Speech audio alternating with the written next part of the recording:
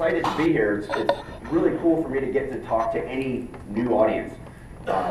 And I definitely felt like this was going to be a new audience. When my office, which is actually up in Jacksonville, not too far from here, contacted me earlier in the year and said, hey, we have this request to come in and speak on personal defense, firearms defense, armed defense, counter-ambush, training methodology at this conference. Are you interested? Is this something we can fit into the schedule?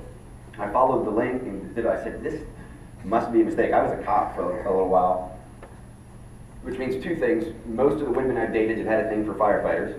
And I'm probably not going to be invited to a fire chief's conference to talk about personal defense. So I thought, all right, yeah, sure, sounds great. And I figured that at some point they're going to say, oh, sorry, we were looking for somebody else. And so a couple months go by and it's still on the schedule and everything's still good. And I start seeing the emails going back and forth. And I get some emails from Eddie Buchanan, I know all of you know, see those coming through the office and find out, okay, no, they're serious. They want defensive information. This is great. Because I feel like if I had called up and said, hey, firefighter guys, you really need to be taking this seriously. And it's things that get talked about, you know, with crossover and friends and volunteer firefighters and people I'm friends with, even on the medical side, the EMT side, there is violence out there. There are things going on. You're running in between the cars with the flashy red and blue lights with your trucks with the red lights, and it's all the same bad guys on the other end sometimes.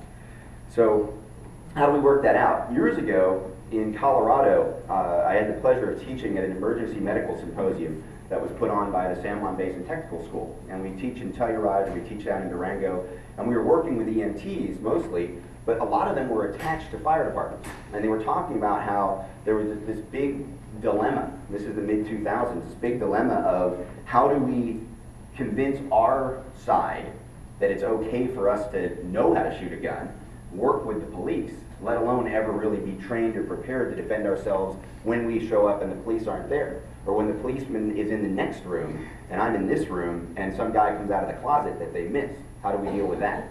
And that's what we were doing. We were training medics to operate with SWAT teams. And we put on that course for a number of years, and it's still going on. And a lot of guys, I don't know if there's anybody here from New Mexico, but Farmington, New Mexico was a real leader in that area. And I team taught with their EMTs and guys from their firefighter side.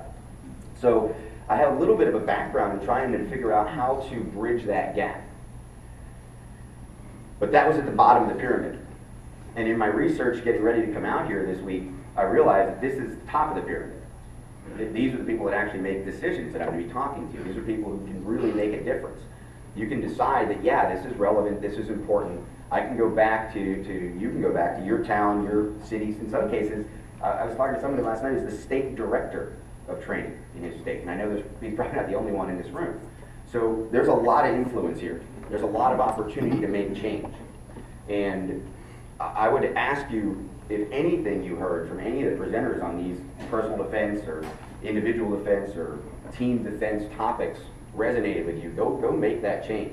Go make things happen, because institutional inertia and complacency, and that's not my job, and we don't do it that way, is the number one thing that we've always fought against in the military. It's the number one thing we've always fought against in law enforcement. It's the number one thing that we've fought against in complacency of, I grew up shooting, I don't need to take a class, I'm just going to wear this gun through the mall and I'll be fine. In the private sector, and something tells me that probably it's the same thing you guys deal with on the firefighting side, institutional inertia and complacency. Counter-ambush training. This is how we define counter-ambush training. Training that requires the processing of information immediately prior to or concurrent with the execution of skills. So, when I was trying to figure out exactly what I was going to talk about, what I was going to use this hour for, I.C.E. Training Company is a training company. We aren't just a gun training company. We aren't just a military law enforcement training company. We teach, we educate. We have a team of instructors all over the country. There's 46 states represented here. Chances are I personally have taught in every one of your states. There's only a few that I haven't. I added Alaska to the list this past year. That was the 50th state for me to visit, and probably around the 45th, 46th state for me to teach it. We have 150 affiliated instructors that teach our flagship program, and another few hundred that teach a lot of other programs, all the way down to our largest program over the last couple of years has been a school response program. We actually teach teachers and school administrators, faculty members, staff, bus drivers, sort of response options that they have other than just hide and hope that the good guys show up. So when we we talk about counter-ambush training, if you take counter-ambush training, just read that sentence, I would imagine that applies to a lot of what you need to do anyway, and the way that you need to do things. You don't get to know exactly what that floor plan is going to look like. You don't get to know exactly where that fire is. When we talk about dealing with bad guys, we don't get to know exactly where the bad guys are standing, exactly what the bad guy is going to do, exactly which closet the bad guy is going to come out of or corner he's going to come around.